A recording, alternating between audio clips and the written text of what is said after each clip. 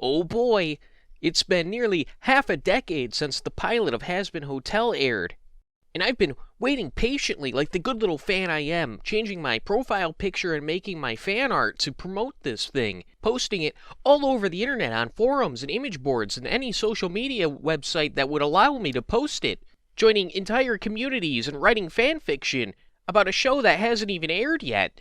And I, as the true and honest fan and loyal servant of VisiPop, I have gone around in my real life for the past 5 years, showing people this masterpiece of a pilot.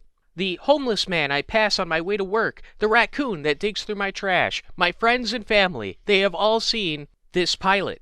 And here we are, all this time later, the show is finally ready, it's out of the oven, it is baked to perfection.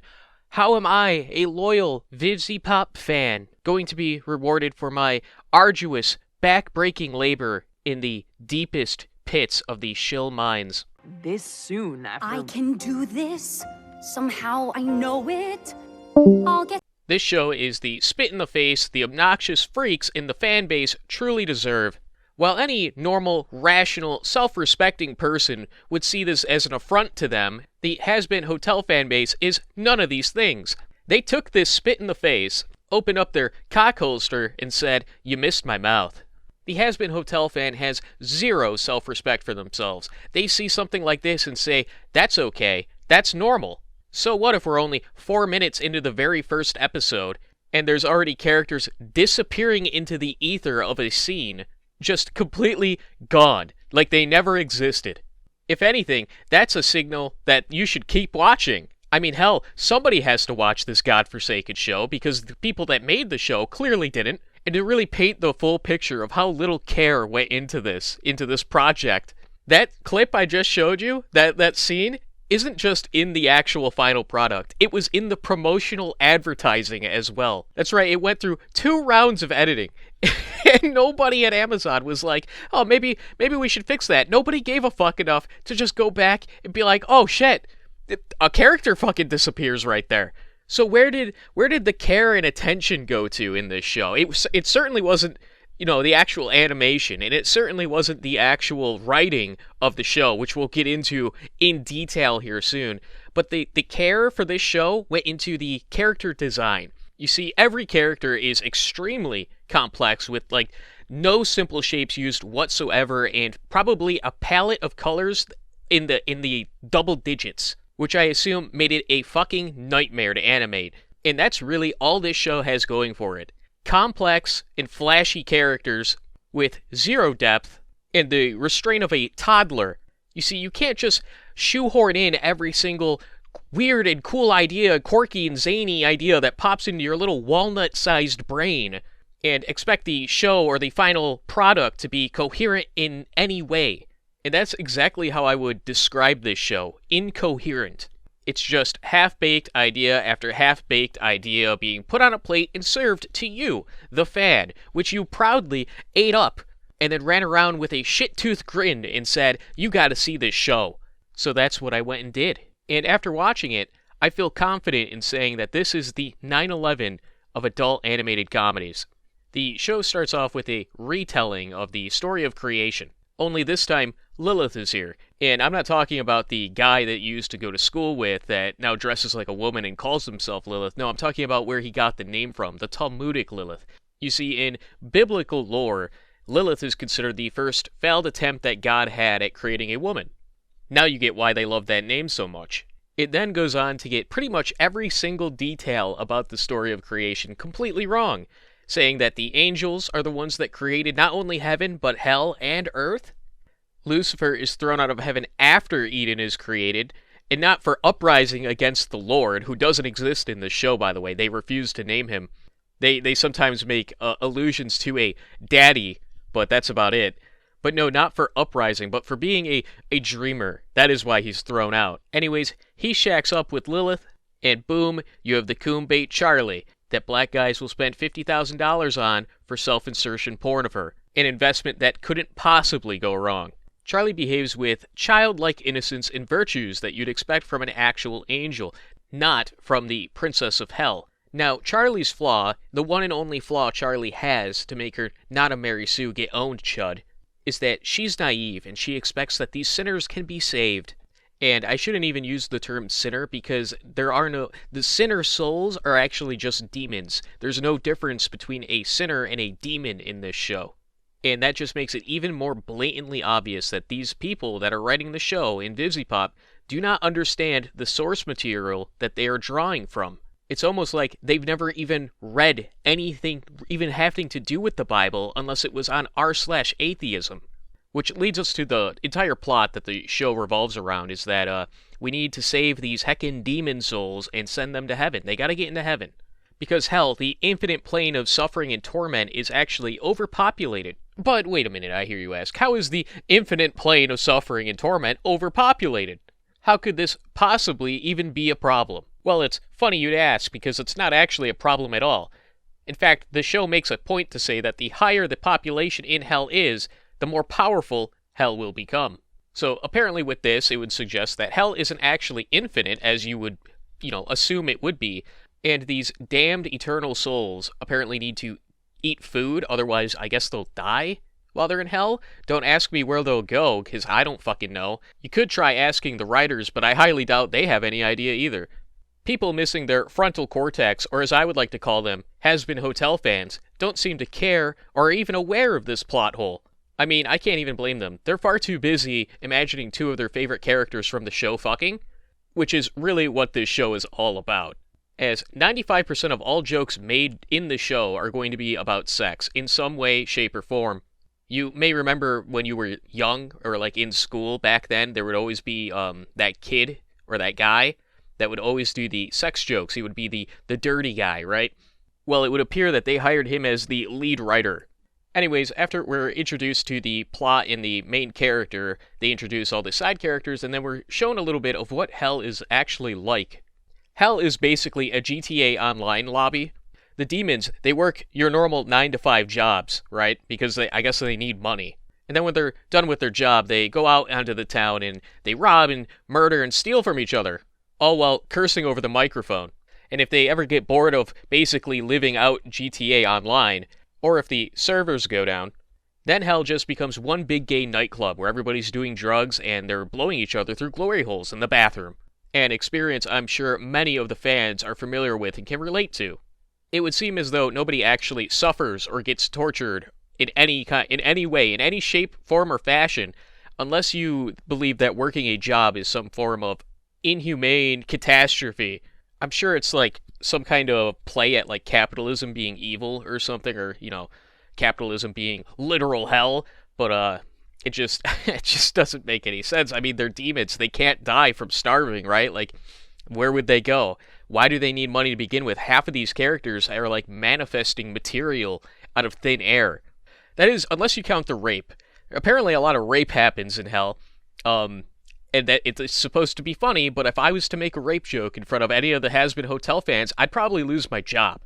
It's really interesting to see, like, the total cognitive dissonance, like, that disconnect for them, where it's like, oh, you can't joke about this. Only we can make jokes about something like that, right? Like, don't get me wrong, make all the jokes you want about it, but it's so funny, because I know for a fact that if you say like something funny about rape, if you say a rape joke in front of one of these people, they will come after you like with fucking foaming at the mouth. There's actually a group of people on Twitter, we'll call them ballerina boys, right? If you catch my drift, what kind of people we're talking about here, that they accuse VivziePop of having like, a rape fetish. And I'm going to stand with the Twitter ballerina boys here. I agree. I think that is definitely true. Now, I can't prove it. It's just a hunch. It seems to be in the show quite a lot. But yeah, for the most part, though, it seems as though people are just doing whatever the fuck they want in hell. In fact, it basically is just heaven for shitty people. I mean, if you're a murdering, rapist, drug addict, then why wouldn't you want to go to hell? It sounds perfect for you. You're gonna get to do all of that. Why would you even want to leave? Why would you even go anywhere else? So because hell has no consequences, that explains why it's becoming overpopulated, if that's even a problem, because the more people they have, the stronger they are. And to remedy this problem, what does heaven do? Well, they send in a raiding party every so often to slaughter demons wholesale, like straight up genocide them. Cue the world's smallest violin. So who leads these raiding parties to send demons to super hell? If you thought it would be Archangel Michael, well, you're just fucking stupid. You are so dumb. I bet you actually read the Bible.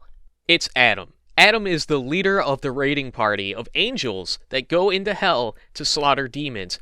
Not the angel whose job it literally is to do such a thing. No, they get Adam, the first man, to do it. You know, the guy that bit the apple, who created original sin, that guy, the guy that more than likely was in hell for a very long time for doing such a thing, that you might even be able to argue is still in hell currently. It's him. Adam, somehow, is an angel, because just like in hell, human souls are just angels and demons. There's no difference. That just depends on where you end up. And how is Adam portrayed? He is the apex alpha Chad, okay? He is the definition of toxic masculinity, right? That old term. Manosphere grifters get blown the fuck out compared to this guy. He's constantly swearing, womanizing, ignorant, interrupts people while they speak, doesn't follow orders. Truly an apex alpha Chad. He's a caricature. Probably based on some guy that broke Vivzy Pop's cholesterol-filled heart. I wouldn't know. Just a guess. And Adam, praise be upon him, leads his harem of invincible virgins into the gay nightclub formerly known as Hell to slaughter those poor innocent sinners every 6 months. Inshallah. Actually, now that I made the joke, Hell is more like Gaza in this context, right? Like it's like the Palestinians. In heaven's Israel. Charlie is obviously upset about this because it makes her entire hotel obsolete and ruins the plot of the show, since the swift genocide that the angels are able to dish out on the hell population is overall more effective and practical, so she enlists the help of Daddy Dearest. Enter Lucifer. Now, Lucifer, if you expected him to be smart, cunning, manipulative, deceitful, or persuasive, or really just any way that he was properly portrayed in any other work that he exists in, you would be dead wrong. He's in no way, shape, or form a big guy for you. He's actually a circus magician who's portrayed as whimsical, zany, quirky, and has a weird obsession with ducks, which I also have. Ducks are cool. Now, throughout the past 6 episodes or so, Charlie and her wacky band of misfit demons keep painting this picture of, oh, Charlie has an awful father, and she has all these daddy issues. Charlie's got heckin' daddy issues, like just tons of them. Just like every other girl I've met.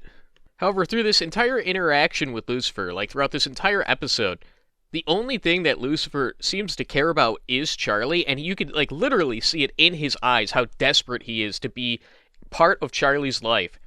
And if you like pay attention to how the dialogue is worded, you'd find out that Charlie's the reason why they never talk, because she never calls him or texts him back.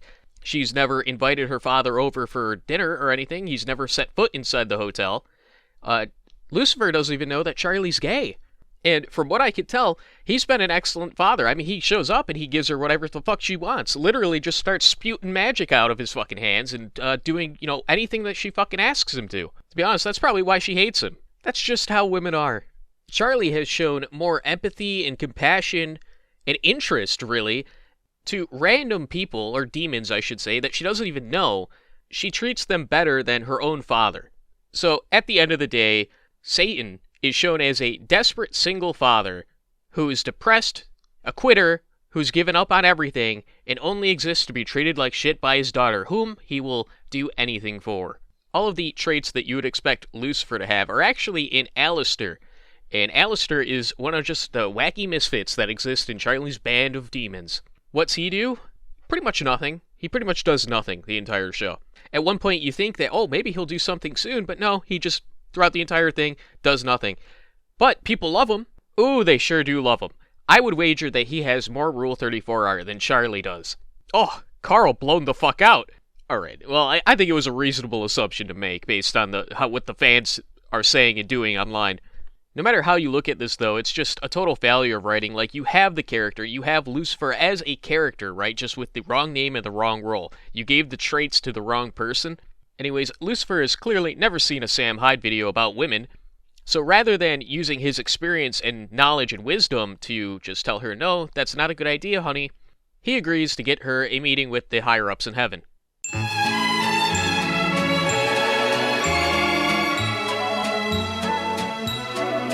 Charlie and Vaggie, 2 female lovers, show up at the pearly gates, and wouldn't you know it, St. Peter is actually there. Finally, they get something right, and it's immediately undercut, almost as if it's on cue, because they let the homosexuals into heaven for their meeting. Apparently, heaven is very democratic.